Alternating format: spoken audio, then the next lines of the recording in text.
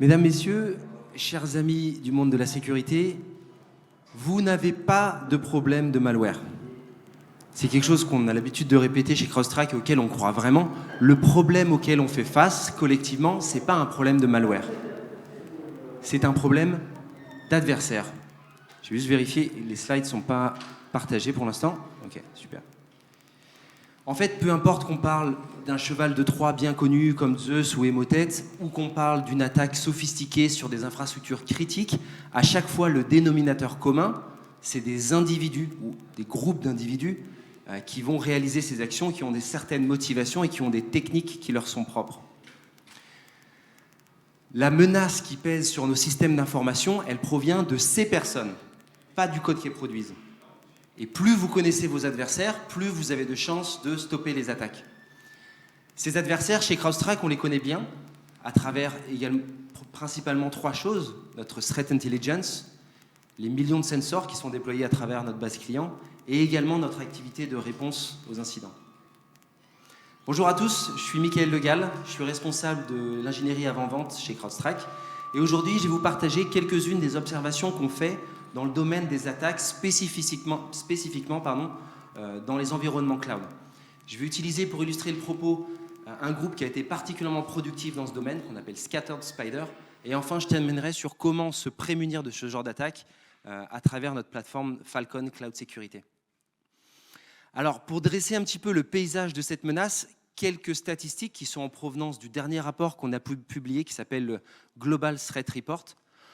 Au total, c'est environ 232 groupes d'adversaires qu'on traque, qu'on surveille chez CrosstrAck. On en a ajouté 34 l'année dernière, donc de différents profils. Ça peut être de la cybercriminalité, des acteurs un peu plus étatiques.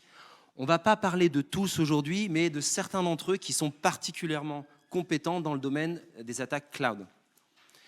Une stat intéressante, c'est qu'il y a à peu près eu l'année dernière 75% d'augmentation dans les intrusions spécifiquement dans des environnements cloud. Si vous m'avez demandé il y a 2 ans quelle était la principale menace pour les environnements cloud, j'aurais peut-être répondu des choses autour des crypto-miners dans le sens de l'idée de détourner de la puissance de calcul. En réalité, ce n'est pas ce qu'on voit le plus. Ce qu'on voit le plus, c'est des attaques qui sont, on va dire, comparables à ce qui se fait dans des environnements plus traditionnels, mais qui utilisent de mieux en mieux des spécificités du cloud. Alors, on reviendra sur ce point un petit peu par la suite. Les motivations à ça, elles sont principalement financières. En gros, pour l'écrasante majorité de ces intrusions, c'était attribué à des acteurs de la cybercriminalité dont le but, ça va être ensuite de monétiser ces attaques, soit via de l'extorsion de fonds, soit tout simplement en revendant les données et le fruit des attaques. Les adversaires, ils sont comme vous et moi. Ils développent petit à petit leurs compétences dans le domaine du cloud. En fait, ce qu'on a observé, parmi les intrusions dans le cloud, en gros, une partie utilisait des techniques qui étaient grosso modo les mêmes que dans les environnements plus traditionnels, mais il y a une part grandissante qui utilisait des spécificités du cloud. Alors, il existe tout un tas d'exemples à travers toute la chaîne d'attaque, mais ça peut être, par exemple, de rajouter un facteur d'authentification dans Entra ID, ça peut être de rajouter une politique d'admin à des utilisateurs cloud qui sont déjà existants, ou alors, par exemple, de faire un snapshot pour faire de l'extraction de données. Au total, c'est une augmentation de 110% des attaques qu'on a appelées cloud conscious, c'est-à-dire l'attaquant a compréhension, conscience qu'il est en train d'attaquer des environnements spécifiques au cloud. Alors, ces adversaires spécialisés dans le cloud, qui sont-ils ? Dans la catégorie des adversaires spécialisés dans le cloud, les nominés sont Cozyber, déjà, un adversaire plutôt étatique qu'on a tendance à affilier aux services secrets russes. Ils ont notamment fait parler d'eux assez récemment pour des hacks des données internes de Microsoft, donc des clés d'API, notamment du code source. Et courant 2023, on les avait observés chez CrosstrAck, à notamment voler des identifiants pour accéder à des environnements cloud, typiquement Microsoft 365. Leur particularité, c'est qu'ils ont été capables de contourner de l'authentification SSO, y compris avec des MFA activés, donc des acteurs plutôt sérieux. Ils ont fait ça notamment en récupérant des cookies de session qui étaient stockés dans des navigateurs Chrome. On a également Labyrinth Cholima, qui est un adversaire nord-coréen. Alors eux, leur particularité, ça va être d'héberger des malwares sur des services cloud, des Google Drive, des OneDrive. et de délivrer des malwares via des fichiers malveillants avec des macros. On a également Cosmic Wolf, qui est un acteur qui est assez souvent affilié à la Turquie. On les a vus notamment, encore une fois, récupérer des identifiants volés, on les a vus modifier des paramètres des groupes de sécurité dans les environnements cloud de sorte à créer de la persistance dans l'attaque. Mais la palme d'or, elle revient quand même à un groupe, Scattered Spider, qui à eux seuls représentait à peu près 29% de toutes ces intrusions dans le domaine cloud. Alors je vous demande de faire un tonnerre d'applaudissements. Non, je rigole. On ne va pas les faire venir. En revanche, on va quand même parler d'eux un petit peu. Ils ont pas mal attiré l'attention de la communauté cyber à partir de l'année dernière, notamment la deuxième partie de 2023, notamment parce qu'ils ont commencé à attaquer spécifiquement des environnements cloud. C'est un groupe d'adversaires qui est constitué au minimum de 4 personnes qu'on pense être réparties entre les États-Unis, l'Angleterre également. Ils sont connus pour utiliser des pages de phishing très bien faites ou encore faire du vishing, c'est-à-dire du social engineering en utilisant la voix, avec également cette capacité à envoyer tout un tas de notifications, ce qu'on appelle le MFA fatigue, dans l'idée qu'au bout d'un moment, vous allez craquer, vous allez en notifier une, ou peut-être si vous-même à ce moment-là, vous étiez en train de vous authentifier, peut-être que ça peut être vu comme une authentification valide.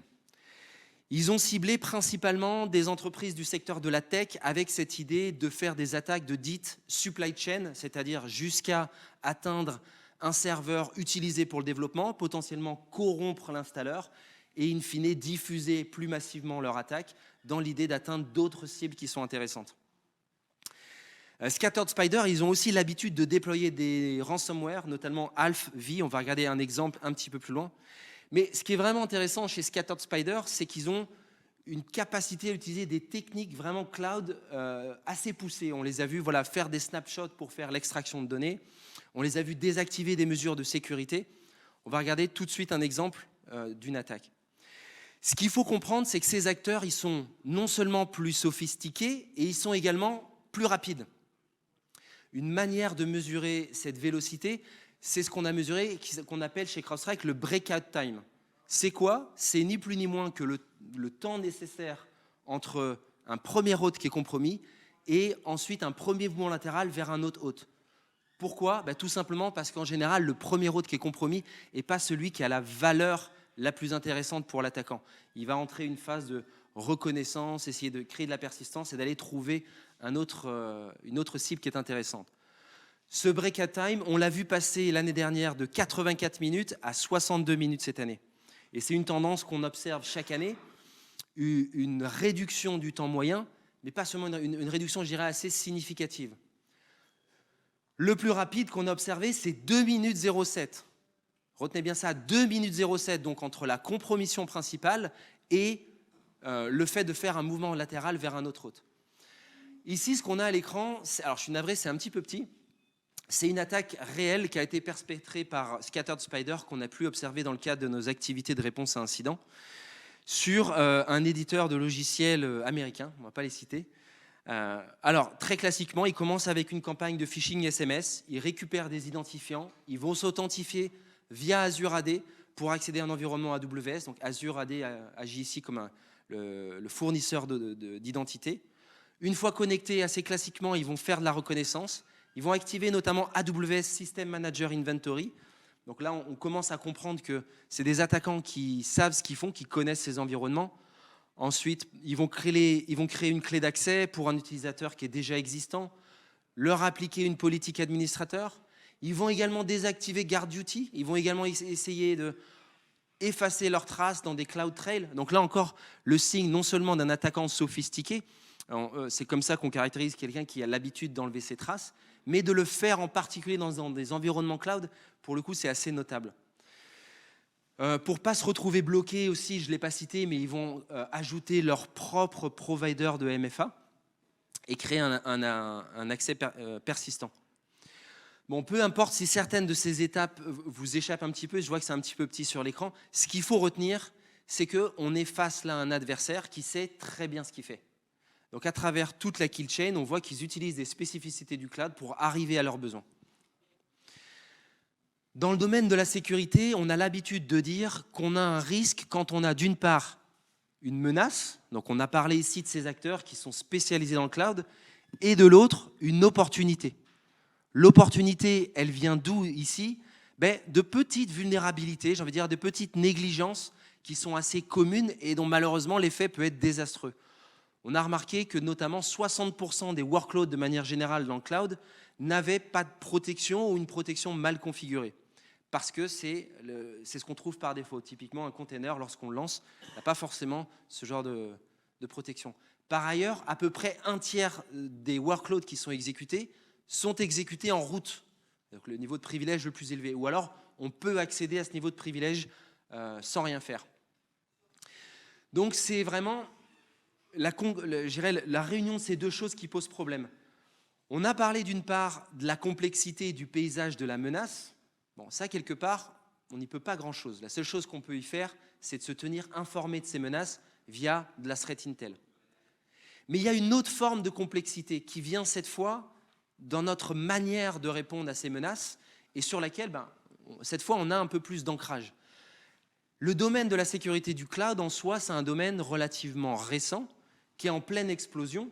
Et la résultante à ça, c'est qu'on va avoir une myriade de solutions qui, individuellement, vont adresser une partie du problème. Parfois très bien, d'ailleurs.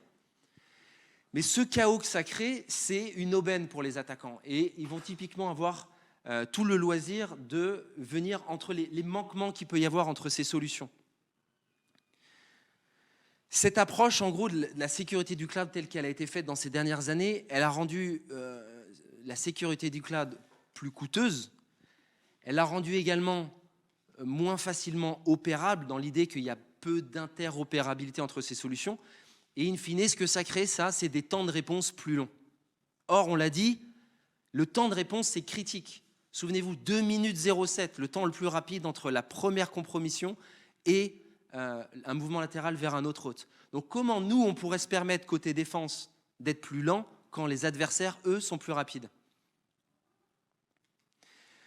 En voyant en fait l'explosion du nombre de solutions dans le domaine de la sécurité cloud, Gartner a créé pour la première fois en 2021 cette catégorie qu'on appelle CNAPP, CNAPP selon la façon dont vous préférez le prononcer, et il souligne justement le bénéfice qu'il y a à avoir au sein d'une solution un certain nombre de fonctionnalités pour protéger les environnements cloud, que ce soit plutôt dans les phases de développement ou jusqu'à la production.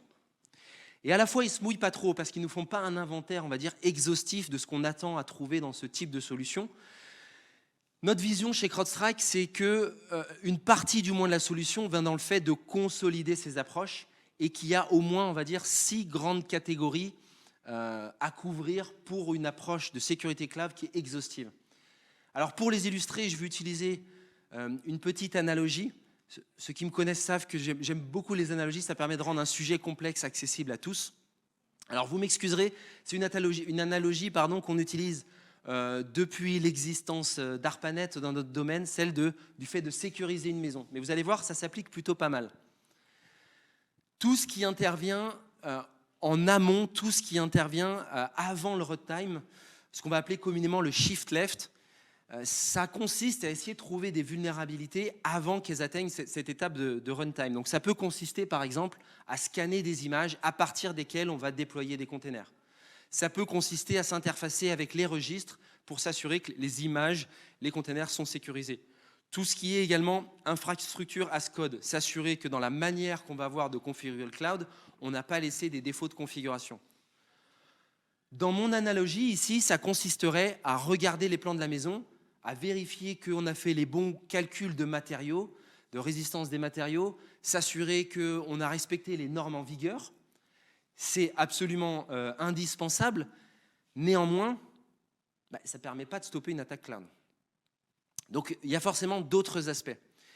Le CSPM, pour Cloud Security Posture Management, ça consiste à essayer d'évaluer et d'identifier les mauvaises configurations ou les vulnérabilités. Pour une maison, en gros, ça consisterait à essayer de se poser la question, est-ce que les fondations, est-ce que la structure de la maison, elle est saine? Est-ce qu'on a, par exemple, dans la toiture, des mythes? Est-ce qu'on a sur les portes des verrous par nature?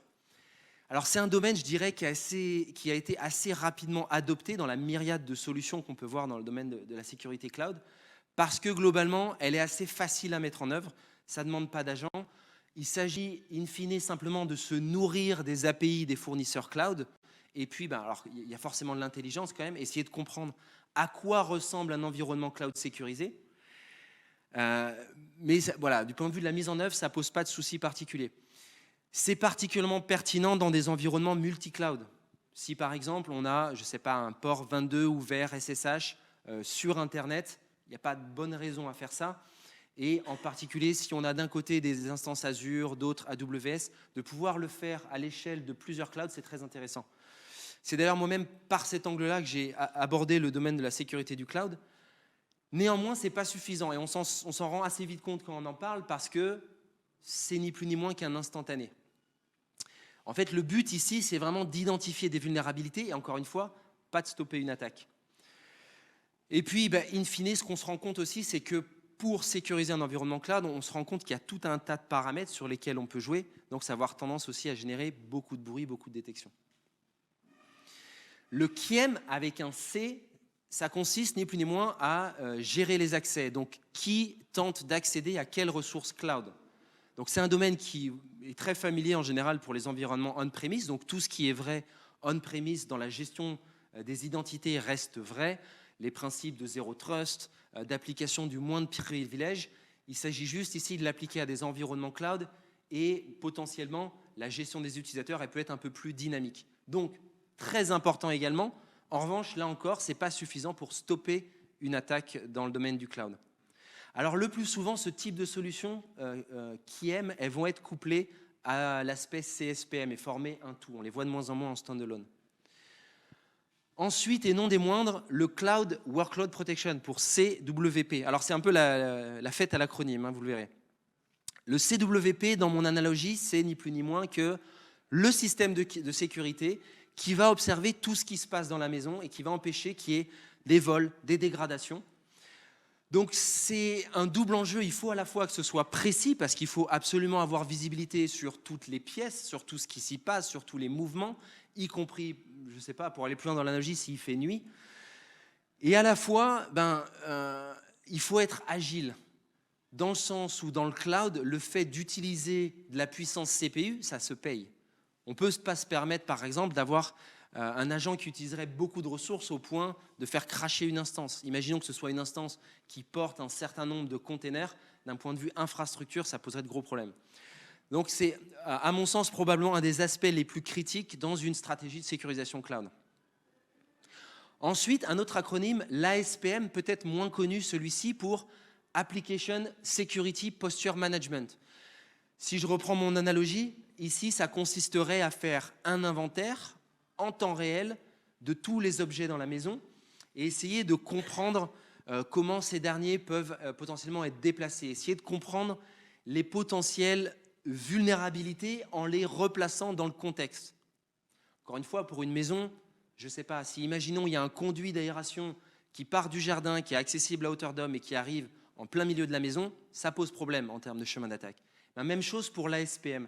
Aujourd'hui, c'est une solution qui est, je dirais, potentiellement plus utilisée par des personnes côté DevOps.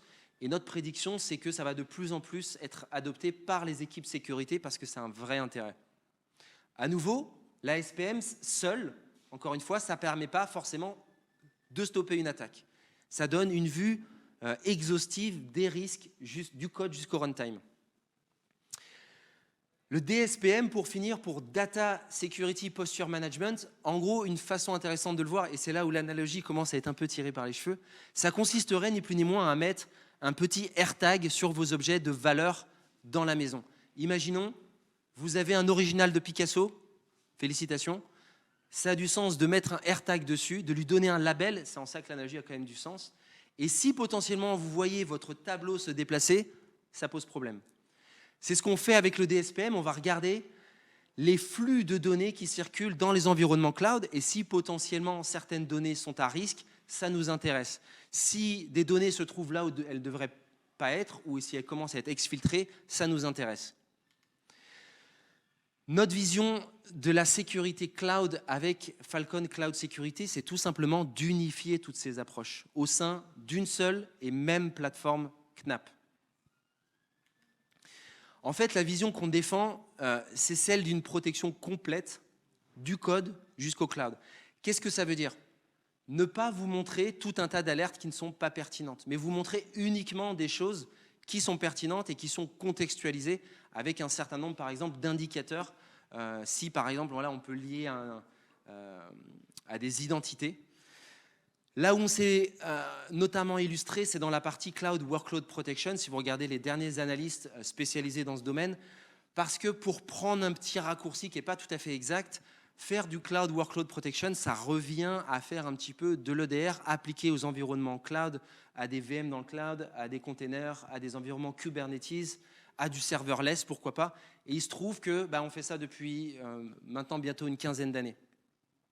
Donc on a commencé par cette approche parce que ça nous semble la plus critique, c'est elle qui permet de stopper les attaques.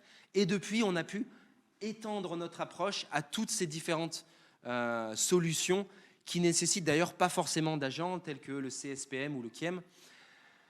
À ma connaissance, les aspects ASPM et DSPM, qui sont peut-être un peu moins connus, à ma connaissance, on est le seul acteur aujourd'hui à les proposer au sein d'une même plateforme cloud. Aujourd'hui, on s'est focalisé sur un de nos modules de la plateforme, mais a fortiori, cette vision-là qu'on défend dans le domaine de la sécurité du cloud, elle est vraie à plus grande échelle. C'est cette vision-là qu'on défend d'une plateforme unifiée, avec un seul agent, et qui récolte la télémétrie à travers tout ce qui peut être intéressant. Et cette télémétrie, elle va être valorisée dans différents contextes, en fonction qu'on parle de la protection des endpoints, de la sécurisation des identités, désormais du domaine de la sécurité cloud, Next-Gen SIEM, etc. Et votre cloud à vous, à votre avis, quel est son niveau de sécurité? Et est-ce qu'il serait à l'épreuve d'adversaires compétents, comme on l'a vu, comme Scattered Spider? Si vous êtes sûr de la réponse, félicitations. Si vous avez un doute, je vous encourage à aller nous voir ou vous inscrire pour faire ce qu'on appelle un Cloud Security Risk Review. C'est simple, c'est rapide, ça permet d'évaluer, on va dire, votre niveau de sécurisation de vos environnements cloud.